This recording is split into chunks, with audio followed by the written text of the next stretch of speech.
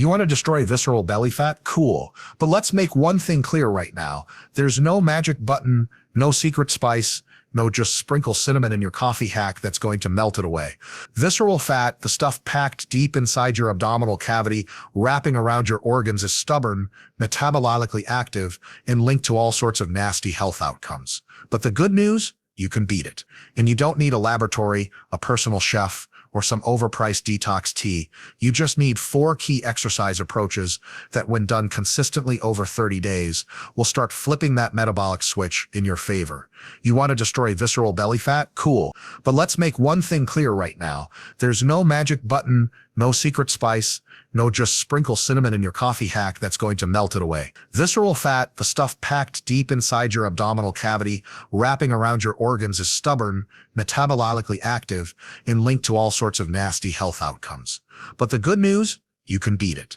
And you don't need a laboratory, a personal chef, or some overpriced detox tea. You just need 4 key exercise approaches that, when done consistently over 30 days, will start flipping that metabolic switch in your favor. When it comes to dropping visceral fat, the kind of fat that hugs your organs and does all sorts of not fun things to your health, you need to stop thinking about small isolated exercises and start thinking big. And by big, I mean big compound lifts. These are the heavy hitters of the gym: squats, deadlifts, bench presses, rows, overhead presses, movements that make you work so hard that your body has no choice but to adapt, and adapt in a way that costs it a serious amount of energy. You can mess around with 100 little isolation moves and feel like you're doing something, but you're really just nibbling at the edges of your metabolism. Big lifts, they're a sledgehammer to the problem. Here's the deal.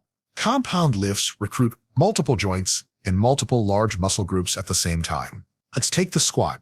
You're using quads, hamstrings, glutes, calves, your entire spinal erector chain, your core, and even your upper back and traps to stabilize the load. That's not just a leg exercise, that's a full body demand. And when you place a high demand on the body, it costs energy during the workout, yes, but also afterwards in the form of what's called excess post-exercise oxygen consumption, or EPOC if you like sounding nerdy about it. It's basically your body scrambling to repair muscle, replenish energy stores, and return to baseline. That scramble burns extra calories. And here's the kicker. Most of those calories come from fat, especially when you're eating in a calorie deficit. Now, visceral fat is a little different than subcutaneous fat, the stuff you can pinch. Visceral fat is more metabolically active, meaning it's quicker to mobilize when you create an energy demand. Heavy compound lifting creates a massive energy demand. And because you're engaging so much muscle mass, you're forcing your body to tap into energy reserves faster than if you were just doing, say, curls or tricep kickbacks. Don't get me wrong, curls are great for the biceps, but they're not going to make a dent in your deep belly fat unless the rest of your training is on point. Another reason big lifts are so effective: they build muscle. And muscle is metabolically expensive tissue. Not in some magical way where you burn hundreds of extra calories per pound per day. Sorry, that myth needs to die. But in a very real way where your body now has to maintain more active tissue that demands fuel. Think of it like upgrading the engine in your car. A small, weak engine barely sips fuel. A bigger, stronger engine, it burns more fuel just to idle. That's your body with more muscle. And the more muscle you carry, the better your body is at partitioning nutrients, meaning over time, more of the food you eat goes towards supporting muscle rather than being stored as fat. Here's another beautiful thing about compound lifts. They give you a massive hormonal response. Lifting heavy with big movements spikes growth hormone, testosterone, and other anabolic signals.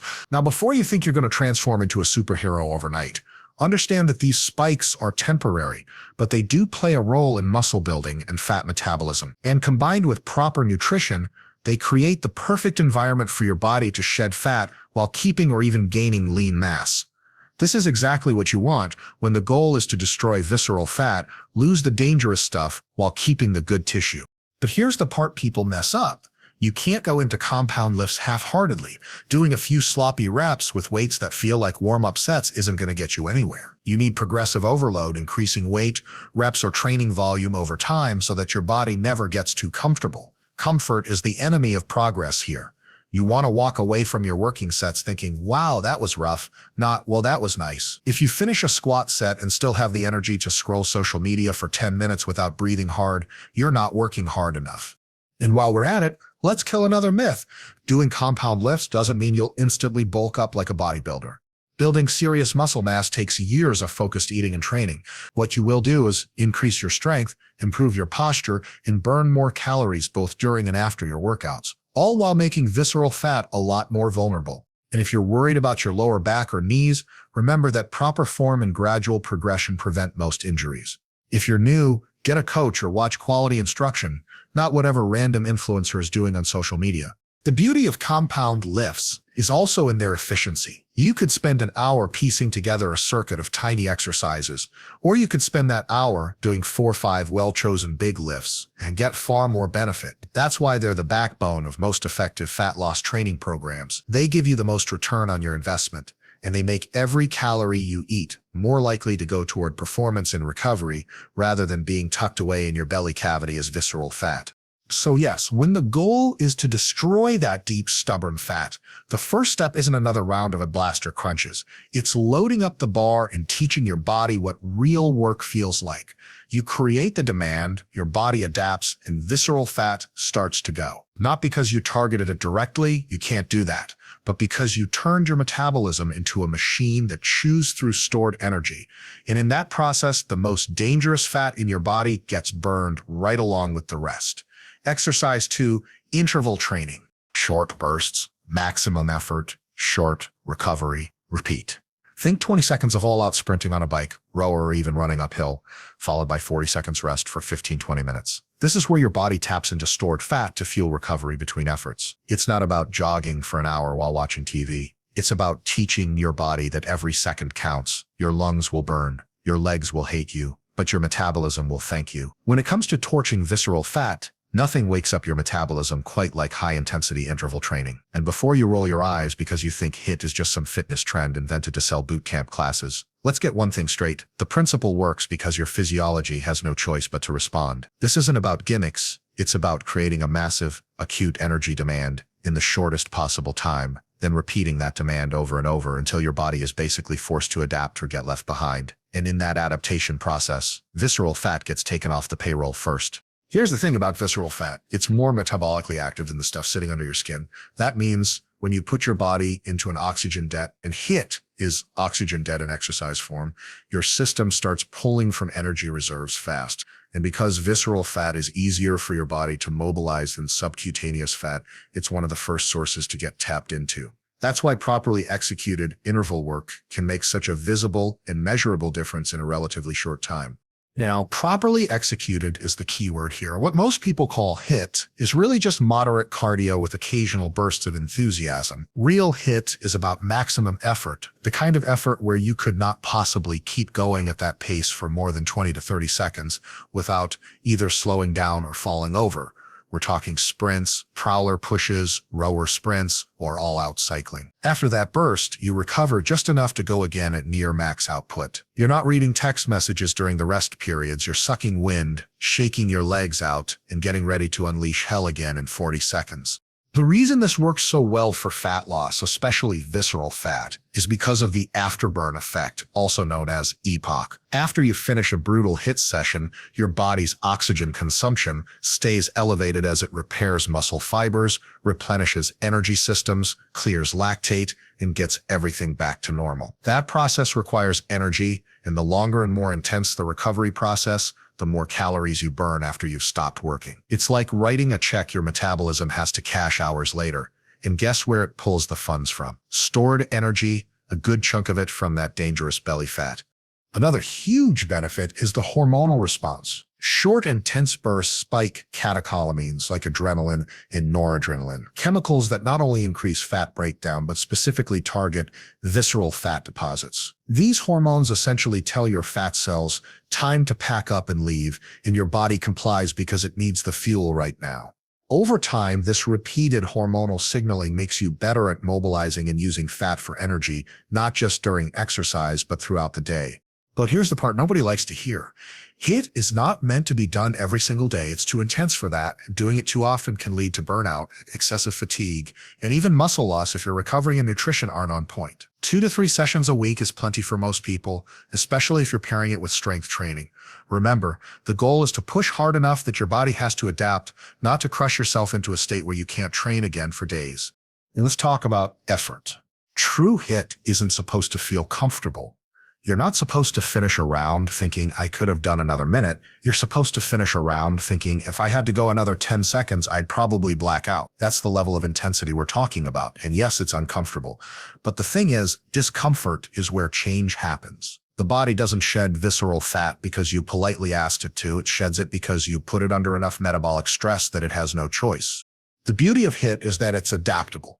You can use a bike, rower, sled, sprints, kettlebell swings, battle ropes, whatever fits your environment and doesn't destroy your joints. The key is the work-to-rest ratio. A common starting point is 20 seconds all out, 40 seconds rest, repeated for 15-20 minutes. If you're fitter, you can adjust the ratio, maybe 30 on, 30 off, or push the work periods longer. But keep in mind, if you can maintain a high output for much more than 30 seconds, you're probably not going hard enough to call it true HIIT. And let's be clear, HIIT alone won't save you if your diet's a disaster. If you're still in a calorie surplus, all HIIT will do is make you a fitter version of yourself at the same body fat level. But when you pair HIIT with a controlled calorie deficit and solid strength training, the results compound. You're burning calories in a session, burning more afterward, preserving muscle mass, and mobilizing the exact kind of fat you most want to lose.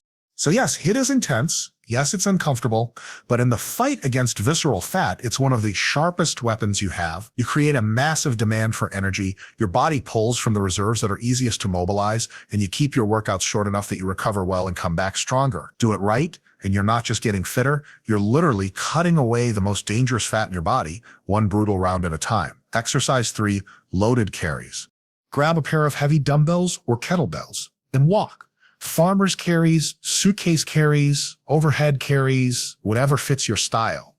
These work your grip, core stability, posture, and oh yeah, they turn your entire body into a calorie furnace. The deeper benefit here is the total body tension you create, which not only strengthens your core but also forces a ton of muscles to work together. That coordination demands serious energy expenditure. When most people think about fat loss, especially belly fat, they think running, biking, burpees, maybe some crunches thrown in for good measure. What they never think about is one of the simplest, most brutally effective tools you can use: loaded carries. And that's a shame, because if more people understood how much metabolic havoc a few sets of heavy carries can cause, every gym would have a line of people waiting to grab dumbbells and walk until their souls leave their bodies. Here's why loaded carries are such a powerhouse for visceral fat destruction. They recruit nearly every muscle in your body while forcing you to move under load. You're holding heavy weight in your hands, your grip is fighting to hang on, your forearms are lit up, your traps and shoulders are working overtime to stabilize, your core is in full lockdown mode to keep you upright, your glutes and hamstrings are driving you forward, and your calves are putting in reps with every step. This isn't a targeted ab exercise, it's a whole body calorie incinerator, and remember, visceral fat isn't going to disappear because you poked at it with some tiny, isolated movement. It's going to go when you create massive full body demands like this. One of the underrated parts of loaded carries is the posture and stability component. When you're carrying serious weight, your body instinctively braces to keep you from folding like a lawn chair. That brace is pure core engagement, not the kind you get from mindlessly doing sit-ups, but the real functional kind that actually makes your midsection stronger and more resilient. A stronger, more stable core helps you lift heavier in your other exercises. And heavier lifts mean more calorie burn and muscle retention, which all feed into better fat loss outcomes.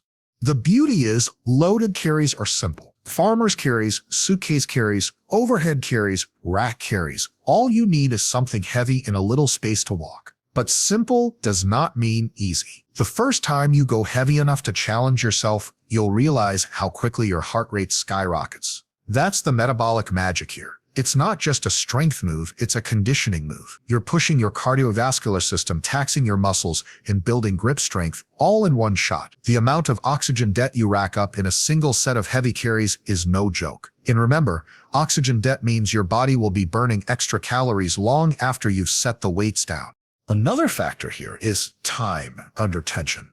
Unlike most lifts, where the work is done in short bursts, loaded carries keep your muscles working continuously for 20, 30, even 60 seconds or more depending on your load and distance. Continuous muscular contraction plus sustained breathing demand equals a huge energy cost. And because visceral fat is more metabolically active than the fat just under your skin, your body is happy to dip into those deep reserves to keep you moving. This isn't just about fat loss either. Loaded carries make you more athletic. They improve your ability to stabilize under load, they bulletproof your lower back when done right, and they make every other lift feel easier. And as you get stronger with carries, you can move heavier weights longer, which increases the metabolic demand even more. It's a snowball effect: stronger carry, more work done, more calories burned, more fat lost. Now let's get clear on something. For carries to work their magic, they have to be heavy enough to make you work. If you can carry the weight around like you're strolling through a farmer's market, it's not heavy enough. You should be at the point where your grip is screaming by the end of the set, your breathing is labored, and you're thinking, please let this distance be over. That's the sweet spot where fat loss happens, because you've tapped into that high-intensity whole-body stress that your system has to recover from. If you're worried about your lower back, here's the truth. Loaded carries done with good form actually strengthen it. Keep your spine neutral. Brace your core like you're about to take a punch, and avoid leaning or twisting. If you can't maintain good form, lower the weight until you can, then build up from there. The goal isn't to wreck yourself, it's to train so that your body adapts. And the adaptation you get from loaded carries includes better posture, stronger stabilizers, and a midsection that can actually support heavy lifts, all of which are huge for long-term fat loss and injury prevention. And here's another benefit nobody talks about: mental toughness. Walking with heavy weight is uncomfortable. Your forearms want to give out, your lungs are burning, your core is on fire, and you're counting the steps like a prisoner counting days. But every time you finish a set, you've proven to yourself that you can push through discomfort. That skill carries over, pun intended, into every other aspect of training.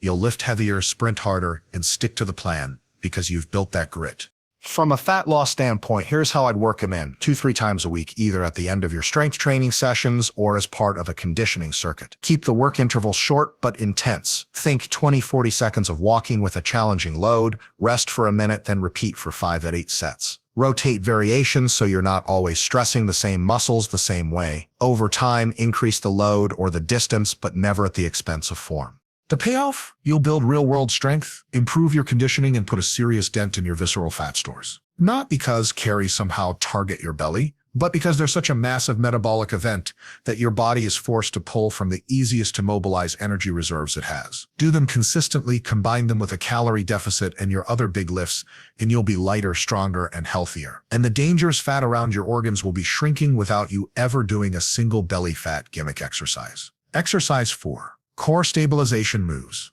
This is not about endless sit-ups. We're talking planks, pallet presses, and ab rollouts. Movements that train your core to resist movement. A strong, stable core helps you perform better in the other exercises and keeps your posture solid, which means more efficient force transfer and less wasted energy. And yes, while you can't spot reduce belly fat, these moves make your abdominal muscles stronger and more visible once the fat comes off. So the end result looks a whole lot better. If you want to keep visceral fat off for good, you need to stop thinking of your core as just the front of your abs and start thinking of it as an entire 360-degree stability system. The stronger and more stable your core is, the better you'll perform on every other exercise. And the better you perform, the more weight you can lift, the more calories you burn, and the faster you strip away that deep, dangerous belly fat. And no, this doesn't mean lying on the floor doing 300 crunches while watching TV.